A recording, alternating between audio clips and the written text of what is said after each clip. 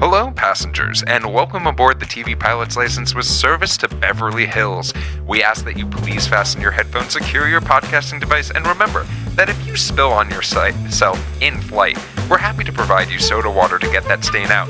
But other than that, clean up after yourself. You're an adult. Welcome to the TV Pilot's License. My name is Geoff Kerbis, joined by Rich Inman and Max Singer. How you boys doing today? Beverly Hills, that's where the show takes place. Oh my gosh. Well, Rich, how are you, bud? I'm doing great. I just want everyone to know I'm recording for my ADU unit, and my house made of the purest marbles is currently being cleaned. So. The help chambers. Well, this week, gentlemen, we are recording about a Lifetime original series known as Devious Maids. But before we do so, and if you're here for the first time or a frequent flyer, Max, what is this podcast all about? Ooh, this is our second Lifetime original. Can't wait. Here at TV Pilot's License, we break down and analyze the pilot episodes of some of TV's most famous, or in some cases, infamous shows. We learn more about how these shows came to be, were originally made, if they're effective pilot episodes, and making us want to watch more, and if they can be made today. Go back and stream our old episodes from wherever you listen to podcasts. Check us out on YouTube and TikTok to see our smiling faces. And if it is your first time flying with us, then welcome aboard. Infamous Maids. Or infamous shows. Okay, I don't know how litigious Rivers Cuomo is, so we should probably cut this joke now. Well, Rich, you normally come with something a little bit extra each week. What is your question of the week? Yeah, it's super extra because I do it every week. My question of the week is, obviously, this is the spin-off show for the extremely popular Desperate Housewives. If there was just think of a TV show and take one supporting character or job that would be surrounding that show and give me a spinoff for it. Well, I'll kick us off. And of course, I'm going to go comic book centric in this. There is something that I've had on my mind as far as like, wouldn't this be a cool idea for a show for a long, long time? And it is, you know, every supervillain seems to have henchmen or goons. What if we followed them? What if we saw what working for some person like that is truly like? What are the stakes of working for a person like that? Okay. And it sounds like you want the henchman version of James Bond? You want the henchman perspective for James Bond? But like, imagine, why does someone become a henchman for the supervillain that is in James Bond who has Geoff, the laser? They joined Central Casting, and Central Casting is located. But there actually is a really solid comic book series that was done. It was a one-off that was from the perspective of one of the Joker's henchmen in the Batman universe, and that encounter with Batman and stuff like that, and like how terrified they are of this, but they need to provide for their family at the same time. So I think that there are some interesting stakes that are associated with this. It's just a hard sell to be like, okay, so we're in the DC universe and we're going to talk about Bob, and Bob has no superpowers whatsoever. He's just a normal guy who's working for the Joker, and he barely works with the Joker as is. Have you seen the movie Spy? Yeah. And God. With Melissa McCarthy? Yeah. I think this is kind of like almost like Spy and Melissa McCarthy territory, where you're getting to hear the person that's in the spy's ear and is centered around them. I like that. What about you, Max? I am going with the rest of the high school faculty at the school where Walter White teaches in Breaking Bad. Because when his identity becomes revealed later in the show, and he's actually on the lam, I want to know what that PTA meeting looks like. Hey, look, he's a successful chemistry teacher. He had a successful experiment, and it worked out for him. For Rich, me, I'm going with this question. Oh yeah, for me, I'm going with a beautiful little show called Top Chef. And who the fuck is washing all those dishes? Who is washing all the fucking dishes at Top Chef? They use so many dishes. Who is washing all those fucking dishes? That's amazing. And that's what I want to know. These are the things that no one thinks about. And when you're plating for 200 people, someone has to be doing it. If you're listening to this right now and you wash dishes for Top Chef, we want to hear from you. Yeah, we'll finally do the Top Chef pilot episode that I've been yearning to do, and we're just going to have you. That's how it's going to go. Come on our Padma Lakshmi. Is she Top Chef? She was. Yeah, she was. Yeah. I did it. Now Nailed the reference. Kristen Kish, who's going to be on the newest season of Traitors. Rich, thank you so much for that question of the week. Let's talk a little bit more about Devious Maids. And we're going to start off with a quick synopsis. 4 Latina maids with ambition and dreams of their own work for the rich and famous in Beverly Hills, which, yep, that's exactly what we watched, and there was a lot more to it as well. But before we dive too deep into this pilot, Max, can you tell us a little bit more about how this show got made? Today, we are talking about the pilot episode of Devious Maids, which originally aired on June 20. Say it like Rivers Cuomo. Devious Maids. That's what I want to watch. Bow, bow, bow, bow, bow, bow, bow, bow. Today, we are talking about the pilot episode of Devious Maids, which originally aired on June 23rd, 2013 on Lifetime. We're talking about the show's creator, Marc Cherry. We have not talked about Marc Cherry since episode 2 of TV Pilot's License and our coverage of Desperate Housewives. Quick refresher. Cherry moves to Los Angeles to pursue a writing career in 1986 using his winnings from an appearance on the game show The $100,000 Pyramid. He worked as Dixie Carter's personal assistant on Designing Women and cut his teeth as a writer and producer working on The Golden Girls. Throughout the 90s and early aughts, Cherry created several short-lived network comedies before the massive success of Desperate Housewives beginning in 2004. Today's pilot is based on the Mexican comedy series Ellas son la alegría del hogar. They are the joy of the home from 2009, created by and starring Eugenio Derbez, who American audiences may know for his role in the Academy Award-winning Coda, as well as roles in the Adam Sandler comedy Jack and Jill and the Hulu original The Valet. Yeah, Jack and Jill, that's where I know him from. Yeah, Jack and Jill. He plays 2 parts in that movie. He plays someone and that person's grandmother. Towards the end of Desperate Housewives, Cherry begins working on an adaptation of the Mexican comedy series, even tying in the character of Carmen, played by Roselyn Sanches, into the finale of Desperate Housewives as a pseudo-backdoor pilot. Eva Longoria is brought on as an executive producer to help add Latina perspective to the roles. ABC ordered a pilot before the finale of Housewives aired, which was filmed in 2012. In May of 2012, Cherry was given the go-ahead by the network to make senior staffing offers, which is a common indicator of a show being picked up the series. However, a month later, ABC passed on the pilot in a surprise move. Lifetime picked up the show with a 13-episode commitment. Several supporting roles were added for the Lifetime version, and a second pilot was filmed and aired. It is the first television show on an American network with an all-Latina leading cast, but it wasn't without its share of controversy leading up to the premiere. While Longoria stated the show presents a modern-day women's view on universal themes, and Cherry defended it dealing with themes of racism, classism, and immigration, some critics felt the show played into stereotypes, and one review even called it a wasted opportunity based on the casting representation. Today's pilot is directed by Paul McGeegan. I'm having more trouble with the Scottish names than anything. An Emmy nominee for his work on Sherlock, and has helmed the features Lucky Number 11, Push, Wicker Park, and Victor Frankenstein. Okay. Well, let's kick off our discussion on this show and this Lifetime original. And it wouldn't be a Lifetime show if there wasn't a murder that we kicked off with. And not only a murder. You start with the end of the Lifetime. Yeah, exactly. That's how Lifetimes work. They start and then they end, and they end on Lifetime Network. Yeah, everything in between. Their slogan, Memento Mori.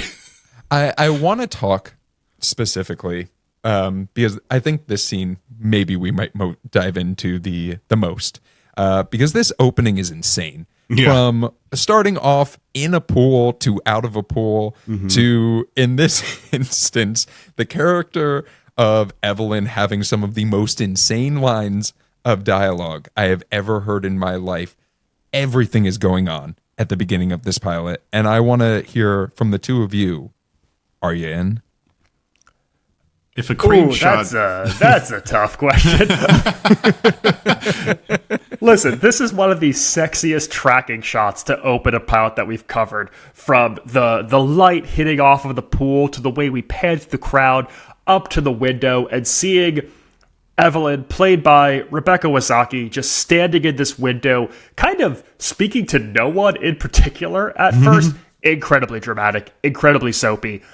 Then just some of the most batshit soap opera villain lines of dialogue I have ever heard. People in the show are comically evil. Like there are so many comically evil people in this pilot, but it does set up exactly what this show is. It is glitz and glam. It is this like battle of status, and we know what it's going to be within the first minute and a half. Yeah, they take the implicit to explicit really quickly with the racism and the classism. Every single line from anyone white on this show just feels like, well, you're bad because you're poor.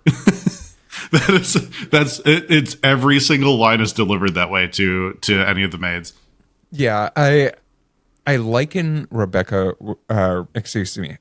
Wisocky in this show to having truffle on a pasta dish, right? You want a little bit of truffle, right, on that pasta dish because it brings that earthy tone and those flavors. Speaking of Top Chef, Rich, but then if someone just handed you a full ass truffle and was like, "This is your dinner," you'd be like, "Oh no, that's way too much flavor. That's way too much punch. I'm tired of this."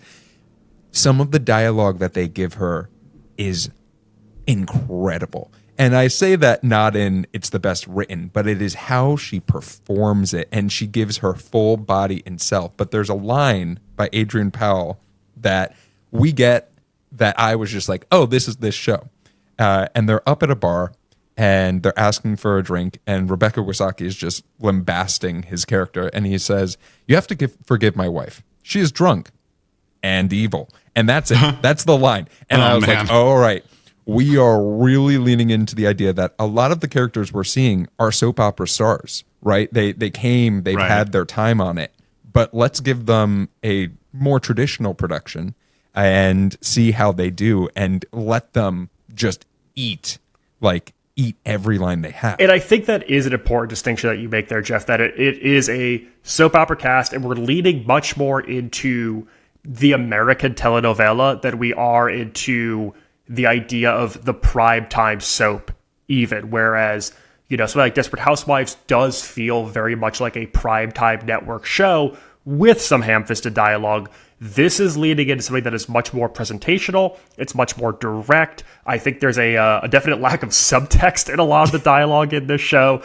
And you have to have a certain familiarity with the ebb and flow of soaps, I think, to kind of get what it's going for. Right. All the plots are going to be about murder and trickery, and there's not going to be growing moments. There's seduction. Seduction's a huge element in this too. But I mean, they make Evelyn and Adrian Powell the epitome of evil before we even hit the credits. It is truly, it's nuts. I want to ask the two of you, one of the faux pas of going to a nice party at someone's house is ending up in getting the pool. Stabbed. How did you feel about our murder victim ending up in the pool with that final dramatic shot before we had our opening credit sequence of the blood going everywhere, falling into the pool, and then wondering who's going to clean up this mess since my maid's been murdered?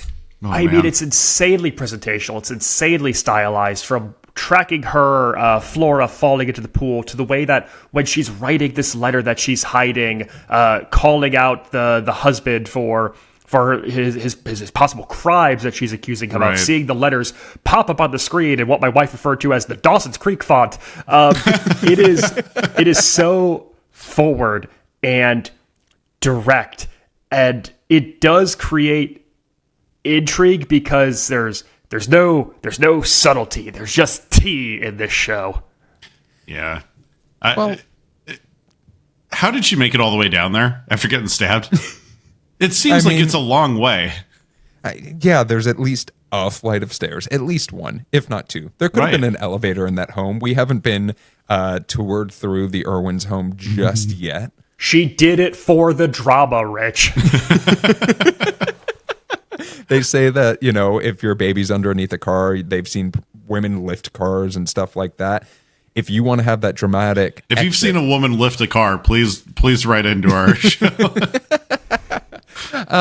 But after starting off on such a dramatic note of this murder, where, yes, we get the perspective that something has happened, there's a reason that Flora is murdered, this show does something that we haven't seen in a little bit of recording, which is we're then introduced to every human being that happens to live in Beverly Hills. Holy shit. Those that are the homeowners and those who work for the homeowners. And Max, you look as if I just told you there's a pop quiz. I'd like you to name every single person that we met on this pilot without looking at IMDb. Go. No, oh, but man. You got the Stafford family. You've got someone named Perry. There's a boy named Remy. Lisa Rinna, Lisa Vanderpump. Lisa Simpson. But I guess for the two of you, as far as I guess one of the things that I go to with this show is it tries to be, we're talking about a soap opera that happens to have a lot more budget and a lot more set locations and probably was not cheap to be made, as we mentioned all these cast auditions. What do you think of the choice of introducing, I have written down like 13 characters within the next 40 minutes of showtime. Yeah, I counted 14 on my end. They had 14 main characters, and that's not even including I want to say her name is Melissa, the other maid who's going like the antagonist for Carmen, who's trying to get her music seen and stuff. That's not even including Odessa. Yeah. Thank you. Okay. It's not even including her. This is the only pilot that we've watched where I had to try to write down like a family tree to try to keep everything together. Normally I just I'll write like style notes. I'll write individual plot points. So I'm writing the Westmores, the Powells, the Rubios, the Delators, and the Staffords, and then writing out who lives in each house, and then the maid that corresponds to that house, and how they all know each other. And it is so much to try to follow. I commend the people who made this show for thinking that we could all follow along with this.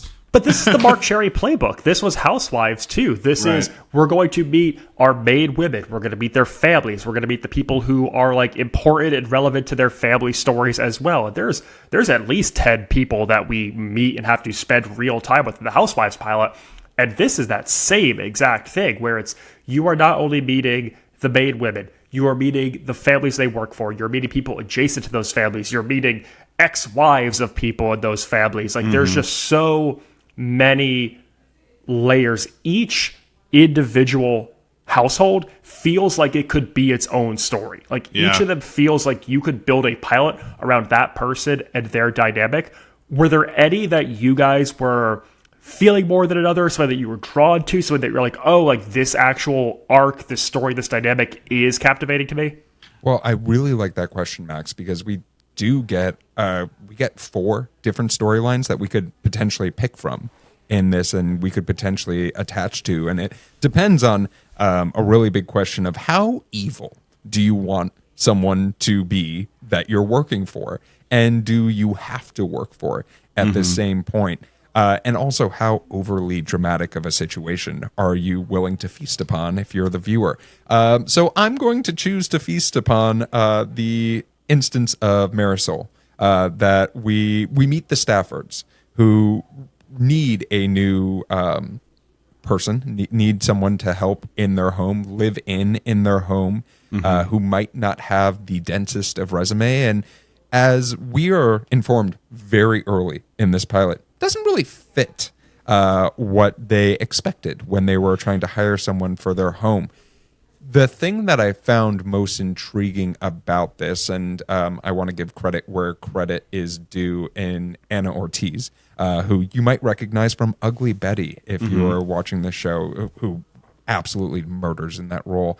But Ana Ortiz just has this presence where you're just like, oh, she's going to get this job. She does not give a shit about what anyone says to her. She's going to be a hard worker as well. But there's additional motivation that, yes, we'll come to find out at the end of this episode. Don't worry, folks. Right. But I really did appreciate the realism of this. This was starting the audience off with, we had this gigantic high note of a murder, and then bring them into a little bit more of a like, hey, let's be a little bit less dramatic and let's just start off with someone. Why is today different? Marisol is being hired today. Right. And Marisol is joining this world today. But I think the two of you would agree, from there, we just start going batshit crazy again. And I'd love to hear which of these storylines really attach to you. Yeah. It's gotta be the Roselyn Sanches as Carmen storyline for me. This aspiring pop star, this pop diva in waiting. Right. And we get a Why Is Today Different? It is her first day at the home of Alejandro, this chiseled, ripped Latin pop star who we never hear sing and lifts teeny tiny weights without a shirt on in his home. He does so many teeny tiny bicep curls, yet his arms are so big.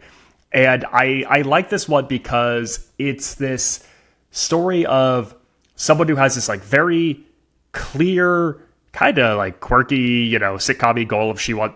Not there's anything. I'm not saying like why to be a pop star is sitcom-y, but like there's a clear foil for her in Odessa, the keeper of the house. There's this partner in crime / potential love interest that we meet as well in Sam, and it feels like there's such an ecosystem with so many levels to it. There's so many like little games that Carmen plays like against Odessa. There's this fun like cat and mouse of her trying to get the music to Alejandro that I like. That to me, I ate it up. It felt the most comedic, and it felt like there was the most potential for the ways it could go, because we've seen now like 4 people all interacting with one another. It's that fun like matrix of like how could they do scenes together, which I like. Rich, what about you? So I think for me the most interesting, aside from the pals, because that there's going to be just an insane just upheaval of their lives at some point because they're doing some evil shit immediately. The Rosie like essentially sabotaging her Miss Westmore's like acting, like essentially like Her big interview. Yeah, what is it called? Actors something. I can't remember what it's called. There's it's like that old like Hollywood TV show that where they only interview actors, and I can't remember what it was called.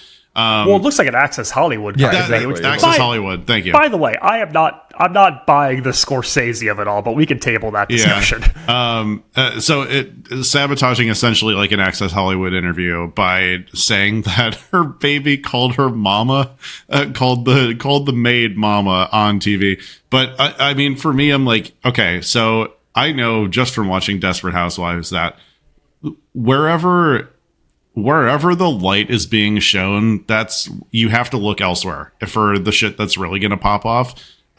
So anywhere like the Delators, like,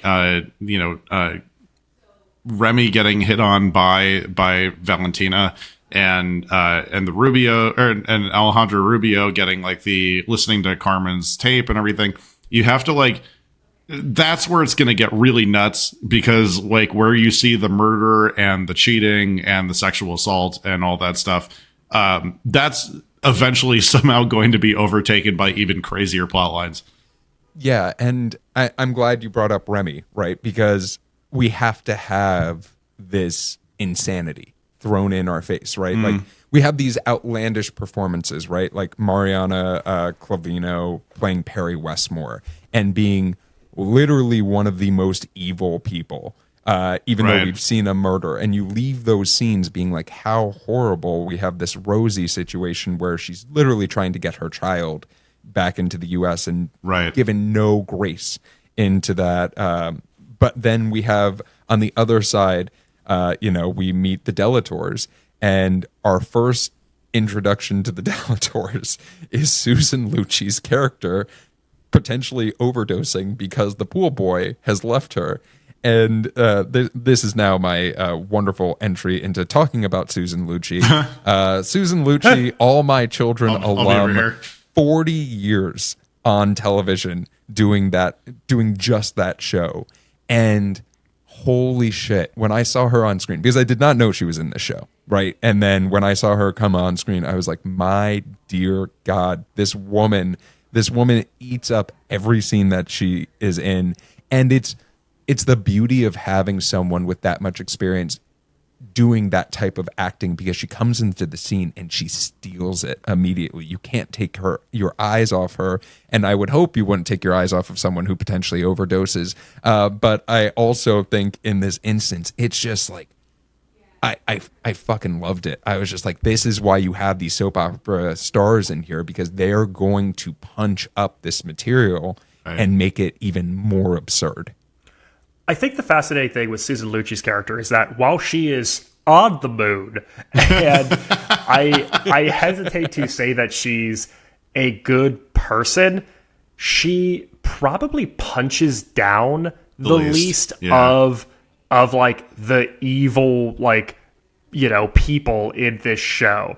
And she seems to have the most like candor with the people who work for her and the most like trust for them, even with, you know, allowing Valentina to pitch this idea of, you're lonely, so why don't we have your son come back from SC and he lives with you instead of in his frat house. And the way that she's responsive to these ideas, whereas someone like Perry, it feels like anything being said to her by Rosie is in one ear and out the other, and her like follow-up lines to Rosie's pain are just like really punching down on her.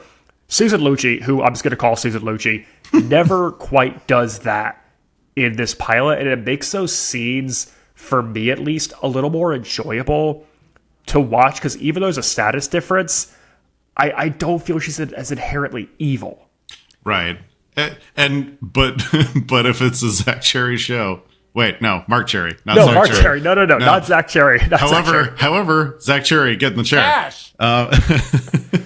I thought you were hollering to Zach Cherry, Jeff. I was like, wow, he's in your home. Oh yeah, big Zach Cherry boy over here. Zach, get down here. No, but since it is a Marc Cherry show, you know that she's gonna get evil as shit, and give her just 2 episodes, and she's gonna probably be the most evil. Yeah, actually. it might be a redirect, but I think that also it's so important to have that character that is kind. We need to have kind characters in this. It can't just be, and you know, pardon me for saying this, in my notes, it's like, I think there would be a lot of people in this pilot who would be pro ICE in this, like based off of how they are written. There is that vibe from a lot of these characters.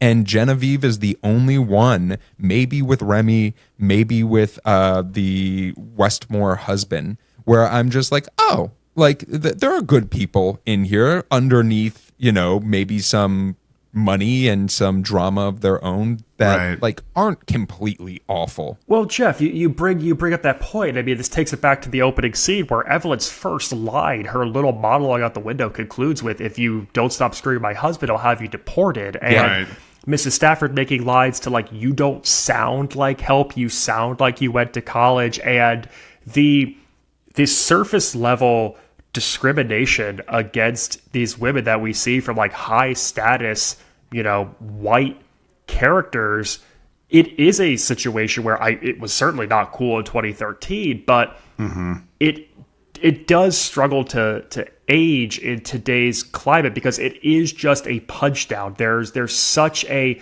direct shot that these characters take at one another, and I think when you're dealing with that type of, you know, we'll call it comedy, it's harder for that to age over time when it is mean, when it is malicious, when it is punching down. Well, let's talk a little bit about moments where we're not exactly punching down, but we're embracing some of these main characters, which is the eyes of the people who are working in these homes, right? We've talked a little bit about Carmen, Rosie, Valentina, all of these leading ladies. And I think that one of the things that I really enjoy about this pilot, and I'm curious about the two of you, is seeing these main characters actually be able to be their characters and not doing their job, right? We talk about often the idea of we want to see people be good at their job. This is one of those shows where I don't. I want to see these people. Yeah, I don't want to see them clean. I don't want to see them clean. I don't want to see them cook. I don't want to see them fold taking care of sheets. kids. I don't want to see them going to the grocery store. I want to see them being the characters and building that depth, so I want to turn in each week, each and every week. Yep. And this really exemplifies itself in a few ways. But rather than talk about each of them, is there one character moment that you really enjoyed from any of these characters, any of these leading ladies that you were like, oh, I could see that becoming something I'd want to learn more about? Yeah, these trifling men can learn to fold their own fitted sheets. Yeah. Max, The you most- switch first. Which is when you crumple it into a ball and then Yeah. put it in the closet, right? That's That's how you fold a fitted sheet? It's just going to go on the bed. Yeah. It will be fitted to a bed. I think moment for me where let's like define it as like good at their job or however we want to clarify this. It has to be, you mentioned already, Rosie undermining Perry by saying that her child, that's a big kid, mind you. That's a big ass kid they got from this pilot. That's a large child. That is a big baby. That is a unit of a child actor. With the undermining of, he said his first words, he said mama to me, and then the comedic cut to Perry nearly shaking the kid to try to get him to say mama to her. And it's just like, it's the thing that's going to cut Perry the most, because she is high status. We've set up that she's a successful actress, that she's been to the Oscars, she's working with Scorsese in this new feature. But the thing that she wants is clearly the love of her child, who she's abandoning with the help to gallivant around the world to be a star and make movies, and she wants to hear her child's love so bad, and Rosie is kind of like sliding in there and like hitting that nerve so hard, and that's great. Yeah. Rich, what about you? Oh boy. I mean, personally, I will also say the Zola and Valentina dynamic together as mother and daughter, while they're like trying to figure out how to navigate working for the Delators, and Valentina is like very clearly trying to seduce the son. Their dynamic of like, oh, you have to wear this maid outfit now because you're like getting way too close to him.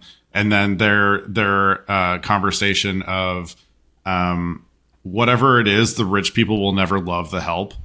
It's like, you can be a sex object to this person, but they'll never love you or treat you as their own. It's like, oh, we're getting into those like some like pretty juicy territory there. Yeah. And then Valentina hemming and cutting her new maid outfit to be like a skimpy little like dress is like, oh, genius. That's such a good part. The line about, do you know how to make French toast? And she says, I'm willing to learn. That's a banger. For myself, I want to point to the Marisol. There's obviously some additional, motivations for this character, as not only does she want to work in one home, she wants to take up some part-time work in another home. And the interaction between her character and the excuse me, I'm looking through my notes. Her and Adrian, this man who is so buffoonishly evil, right? Like, who is so just like, I don't know. It's like ineptly evil is sort of the word that I would give to this man, as he literally makes my skin crawl and like says some of the dumbest fucking things in the world. And I'm like, how do you do this? Like, how can you be this much of a buffoon and this awful of a human being? But there's a certain sort of power that her character inherently has through all of those scenes. And it brings me to a scene that I want to talk about, which is really one of our final scenes where there's this massive dinner party that is happening. And while we learn one of the reasons why Marisol is being hired is that the Stafford's previous maid was taken by the ex-wife. Mm-hmm. The ex-wife comes in, and it's not just any actress playing the ex-wife. It's Valerie Mahaffrey, playing Olivia Rice, coming in batshit crazy per usual, which is just like a staple of whenever she is on any of these shows. But I love the dialogue of Marisol being like, hey, if you fuck with me, I am going to destroy your world. Right. And I don't know if you two caught it. I had it as a thing I loved, but watching Rebecca Wisocki's face, I think it was not even a reaction to like an acting choice. I think she just naturally, her jaw dropped. I recommend you both go back and watch it. It was one of the funniest things I've ever seen. There is a man at that dining table after that Marisol speech when she kicks out the ex-wife who is just clapping like a goddamn seal at the table. He does this ridiculous seal clap. Wait, you're talking about Adrian Powell? I like to think of him as Ian Gomez from Cougar Town's Wario. But yeah, I mean, Valerie Mahaffey, excellent in this small cameo. Emmy winner, also in Jack and Jill, according to IMDb. A lot of ties back to that show today. Jesus. Sorry. What were you gonna say, Jeff? No. After you. Yeah, I think this scene specifically, while I know that there's a lot of exposition and a really good cliffhanger, I would say, like a very good soap opera cliffhanger. If I am the Powells and I just watched my new maid do that, and then it's like, hey, I can ruin your entire life, and I have a billion secrets. All of them. How are you not firing her immediately? A billion secrets. Someone got murdered in their house. And they're like, we probably shouldn't have the cops around. Like, they're not even talking about the murder. They've established the ex-wife is this like really powerful celebrity interior designer, and we're putting hands on her, and we're shoving her out. Hold on. That is the gayest premise I've ever heard of in my life. You have a powerful interior designer. What are you going to do? Feng shui a house bad? What are you going to, what's your power? Just because all three of us live in glorified bachelor pads. Rich sits on patio furniture, and I'm looking at Jeff's screen right now and seeing sports memorabilia right behind him. And you're seeing nothing behind me. Oh my gosh. I mean, but that it is this show, and I think we've sort of circled around this theme a lot. It does not stray away from the idea that it is on Lifetime. It is a soap opera. But like, doesn't that make it a little bit more fun that they're just like, oh yeah, powerful interior decorator. Hell yeah, and dude. Like, oh yeah, this person is just a fucking creep. Oh yeah, and, there's like three networks on TV where you can get away with the line, "You're not a maid, and I can't wait to find out what you're really doing here." But Rich, Lifetime, the Weather Channel, QVC. Rich, you sort of mentioned it. We get this really interesting cliffhanger to end this episode, and I'd love to hear, what happened and also how you were left with it. So obviously we get when the murder of Flora happens, there is one other cast member there. There's one other person that's, I think, unnamed up until the very end. And that person being caught right by the murder scene with a bloody knife, which he's going down for. That's like, it from the very beginning. So, huge fucking surprise. That's Marisol's son. And Marisol is now getting into the house of the Powells and proved her allegiance to them by going off on someone. And so now Marisol's going undercover as a maid to try to prove her son's innocence. And I mean, it's a good move. It's a good move. Max, what did you think of this big reveal to potentially get you to watch episode 2? Well, I think in case you forgot about the murder in the subsequent 40 minutes of... I'm too busy worrying about powerful interior decorators. Do the chairs match? This is just crate and barrel, isn't it? In the 40 minutes since the murder, we have learned so many backstories of these women. We've learned how to make French toast. We have learned so many details that, in case you forgot, this is a pilot about a murder mystery.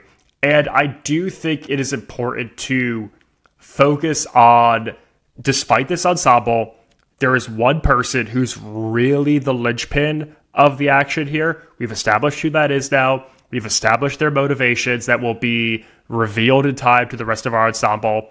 And we have, I guess, like a launching point for the rest of this season's arc that doesn't involve sabotaging Access Hollywood interviews, making tea by a pool, which that's a hot drink. That's a hot drink to have by a pool.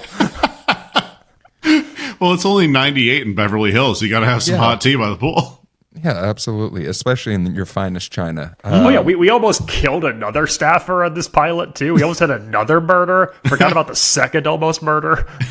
Well, gentlemen, that is our pilot, but I'd love to talk about things that you love, things that you'd like to give a little bit more shine that maybe we didn't talk about or talk enough about.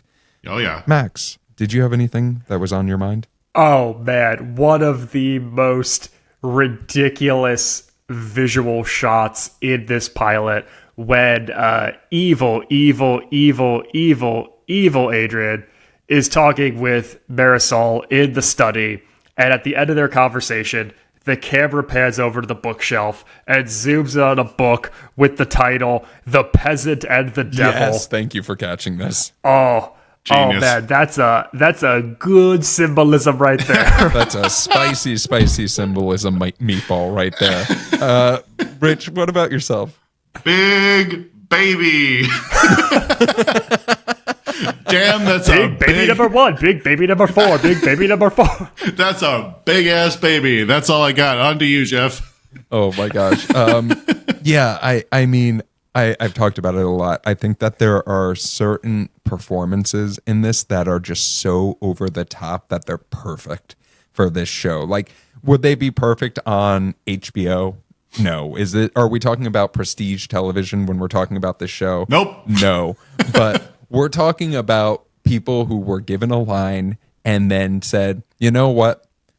Forget about eating the wallpaper. I'm going to eat the whole damn house and tear it down to the studs when I'm doing this line. And it's exactly what I fucking want on a Lifetime Network It's show. about murder and the biggest houses that Rancho Palos Verdes would let us shoot in.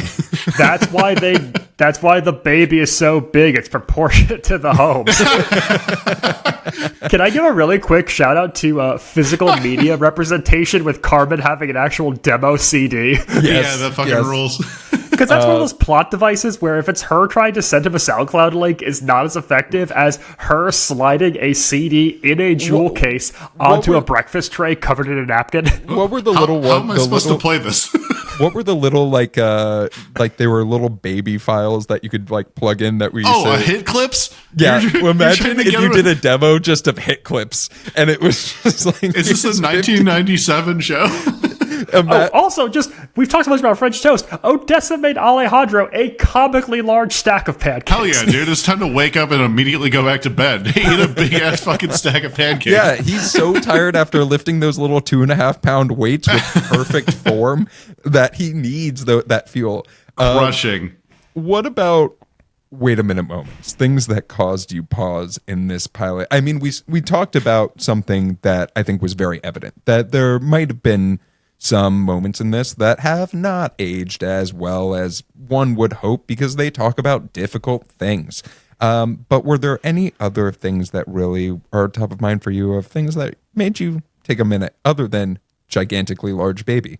Yeah. This show could barely be called Devious Maids. We barely get to see maids be devious at all. In fact, this show should be called White Bitches.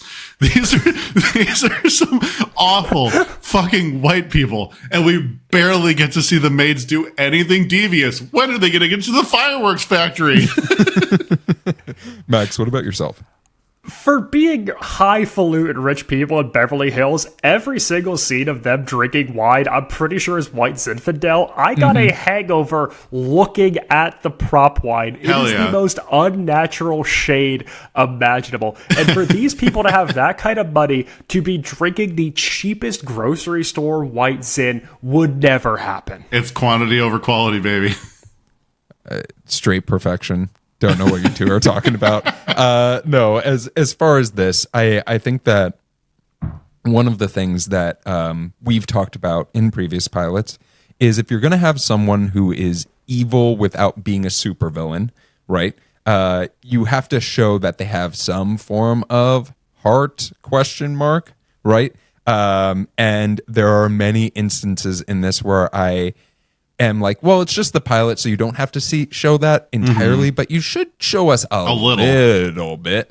Like even just a moment where they say thank you. These white bitches are irredeemable. Yeah, these white bitches suck. So yeah, I mean, for those who are writing your TV pilots or listening to the show and writing a show right now, thank you for listening, and come on the pod, please. Yeah. But make sure that you show that your person isn't just the Grinch. Even the Grinch had a little bit of a heart. Yeah. Show redeeming characters and include as many breakfast foods as possible. Well, gentlemen, we do have one more question, and that is an in-flight question. Our in-flight question this week comes from Nikki in Miami. And Nikki asks, turn a career into a soap opera. So I'm asking the two of you to turn a career, whatever career you'd like, into a soap opera. So what do you have for me? Basketball floor mop guy. Do you have a tagline, Rich? Look at those big mops. Look at those big mops. I bet there's some secrets in there. That's all I got. Go on. Max, what about yourself? I am going with hospitality, the servers and bartenders of restaurants. I'm talking dramatized Vanderpump Rules, because those people be hooking up. Those are some people who are getting into ill-advised relationships. There is, on occasion thievery happening. There is some real trifling happening in the world of fine dining that needs to be brought to screen. I'm going to introduce you to a little movie from 2006 or something called Waiting, involving one second time we've talked about waiting on this podcast. I'm going to introduce you to a little movie from 2007 called Ratatouille. That's why Max remembered the Waiting. name Remy in this show. He was like, "Oh, there's a rat named Remy." Yeah. It's a nod to Ratatouille. I want to do in this instance, just maybe it's because I just watched this show. I'm thinking of someone who is maybe a handyman, or in this instance, a plumber, because I'm just thinking there's a tagline that has something to do.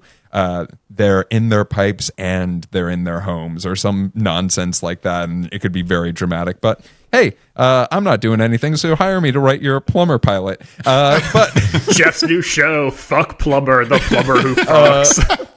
But Geoff Kerbis' Untitled Plumber Project. That's what his next shit's going to be called. Oh my God, I read for that twice. I thought I had it. Well, if you have an in-flight question, you can always submit those to us at tvpilotslicense.com. You can also shoot us a text or a voicemail at 213-290-1713, or you can message us at Instagram, and watch out for our Instagram for sneak previews of what we're watching next. But, gentlemen, let's talk a little bit more about the history of this show. Short and sweet, 4 seasons and 49 episodes. The pilot of this show was, in fact, filmed in Los Angeles, but then the rest of the show was filmed in Atlanta because it's a shitload cheaper. You can find this show on Hulu and Disney Plus. And let's talk about awards. 11 nominations and 1 win, and 0 surfboards for Susan Lucci. No. So far. The teens need to come around on Susan Lucci. Yes. Oh, man. All my children, more like all my surfboards. All right. Well, that is the history Well, if of all this my children were voting, then Susan Lucci would have a Teen Choice Award. Dude. Well, that is our history of the show. Rich, it is time for your game of the week. Maids and their sons. Maids and their sons. Let's talk about Sun-Made raisins. It's time for Sun-Made raisin trivia. I refuse. You have too much power, sir. It's my microphone now. Sun-Made Raisins, the leading raisin company in America, is based in beautiful Fresno, California. It was founded in 1973 when their founder, Francis T. Eisen, planted an experimental vineyard of grapes to test their ability to be dried and eaten. Now they sell 200 million pounds of raisins a year.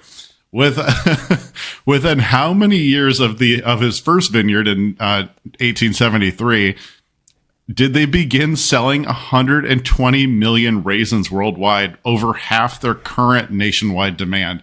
Is it A, 30 years, B, 50 years, C, 75 years, D, 100 years? Do you guys think the Sun-Made Raisin Girl and the California Raisins are friends? Yeah, I would have to assume so. She's a real person. She was a real worker at one of the vineyards. I hope she got all. How many the fucking years did it take for them to start selling? Devious Raisin Girls. 1.5 years. No, I'm gonna say 30 years. 75 years. It was 30 years. They went from an experimental 10-acre vineyard to selling 120 million pounds of raisins nationwide. All right. Thanks to white mobs on Halloween. 120 million. 1903, we couldn't get enough fucking raisins. All right. There's only one item of greater total value than grapes grown in the Central Valley of California. It is A, lettuce, B, pistachios, C, milk, D, strawberries. Ooh, I am going to say milk. I'm going to say pistachios. It's milk. $8.13 billion of milk is harvested. That's a weird. It is milked in Central Valley, California. That's felt weird. Okay, that's it. That's enough of my raisin trivia. Happy cows come from California. There's enough PSAs telling us that. Oh my gosh. Well, Rich, although you might have too much power, I appreciate your effort in that game of the week. Gentlemen, as our flight is nearing a land, I have two questions for you. And the first is, based off of the pilot and the pilot alone, are you going to be watching more of Devious Maids? And the second question is, we talk a lot about how network TV sort of has to toe that line of doing a primetime soap and doing something that will catch eyes and is dramatic, but also really like has storylines that really grab you. And then we have this. This is more of just a true soap opera that has better lighting, probably a much larger budget, and also a more lenient production schedule as well. Do you think we need more shows like Devious Maids on TV to fill that in between? So, Rich, I'm going to ask you first. We're going to get those shows regardless, so I guess so. Yeah, people want crazy, campy soap operas. I think that's fine. People are turning to other countries to watch crazy, campy soap operas. So yeah, that's going to keep coming. Is Big Baby in number 2? Is Big Baby in the second episode? If it's not, I'm not watching. Oh my gosh. So yeah, I'll watch a little bit more if it has Big Baby in it. But this is I already like have a hard time following all the plot lines in Severance, and that has half the amount of main characters that this show does. So unless you're like super down to create a Charlie Kelly string of red strings tying all these people together and having no explanation of why all these characters are in the same room at any given time, I don't think this show's for you. Max, what about you? Yeah, this is probably going to be a pass for me. It's just throwing so much at you at once, and I did feel like any time it tried to get into these are the actual emotional stakes of one of our main characters, it kind of undercut it by just like one of the women they work for being mean to them. And so for me, it's just like every time it wants to get real and heartfelt, it takes out its own knees. As for I love a primetime soap. I love TVs. It feels like TV. It is big and over the top. But this feels like it's leaning too much into that direction for me. And I think that's where it differs from even things like the Dynasty reboot and stuff like that, where it's just like, it's too much. I don't know. I think that there's people who are going to love the daytime soaps and people who want like real slick primetime drama. And I don't quite know if this fits into either of those. For sure. How about you, Jeff? Dumb. Over the top acting. Jeff's already watched all 6 seasons. 4 episodes in already. Yep. Yes. Yep. There's something about when I started watching this episode, I was like, okay, this is dumb. And then there's a certain level of dumb. This is dumb. And yeah, exactly. And then it literally went like, oh, this is pretty dumb. And then it was like, oh, this is really fucking dumb. Yeah. And then once you get to that point, I'm in. This big baby is same word. He hit the same word 3 different ways. And for folks who are on the edge, right? I know we only talk about the pilots on this show, but I can tell you that I think one of the things that really impressed me from episode 1 to episode 2 to 3 to 4 is they clean it up a lot. Okay. Well, Devious Maids. They focus a lot more on what? Max just said it's Devious Maids. So of course they clean it up. Oh God. But they found their focus and they found the plot, if that makes sense. And I hope so. It's TV. So I would say for folks who are on the edge, I know I was outvoted 2-1. Try another episode. Try it with a glass of wine. Highly recommend. But as far as more soap operas on TV, Rich, I'm going to go to your point. People are finding them other places and picking them up and watching them. Every country has a popular So if I am a soap opera network, now. if I'm a network executive, I'm even looking at the soap operas I'm playing during the daytime and saying like, hey, we're putting streaming shows on primetime slots. Why don't we put daytime TV in primetime slots and just show it again? So yeah, that's not an idea that I endorse, but it is one that I think is highly likely. Well, gentlemen, that is our flight. But before we go, I want to make sure that folks can find you wherever you want to be found. Peekaboo. But where do you want folks to find you? Rich, where can folks find you? You can find me writing my spec script, White Bitches. And you can also find me on Instagram at Damn That's Rich. You can find original sketch comedy from Max and myself at Dadwagon Comedy on TikTok. Max? You can find me dancing to hits by the pop star Carmen and on all things social media at Maxwell Sig. And you can find me auditioning for Big Baby. Yes, I will shave. But if you're looking for me on social media, you can find me Nathan at Fielder Run. If you are looking for the TV Pilots license, you can find us anywhere you watch podcasts. Thank you all for liking, subscribing, leaving comments and reviews. It's been really cool seeing an uptick. It's growing. Folks watching this. Who knew it this would baby's take bigger than ever. Yeah, this is the biggest baby you've ever seen, and we're only growing. Honey, I grew the baby. But if you So want close, to, Jeff. so close. Kids is in the title. But if you want to keep on supporting us on this journey, make sure to follow us on social media and wherever you listen to podcasts. That subscribe really helps us better understand what you guys are looking for and what you guys want. Speaking of what you want, if you want to give us a suggestion for our next episode, you can reach out to us at tvpilotslicense@gmail.com. You can also shoot us a voicemail or leave us a text at 213-290-1713. Make sure to watch out for sneak peeks of some of the stuff that we have coming up, but with the plane landed and the seatbelt sign off, we look forward to flying the bright skies of the TV world with you soon. Until then, keep your eyes on the skies and your fingers on the dial. Devious Maids. That's what I want to watch.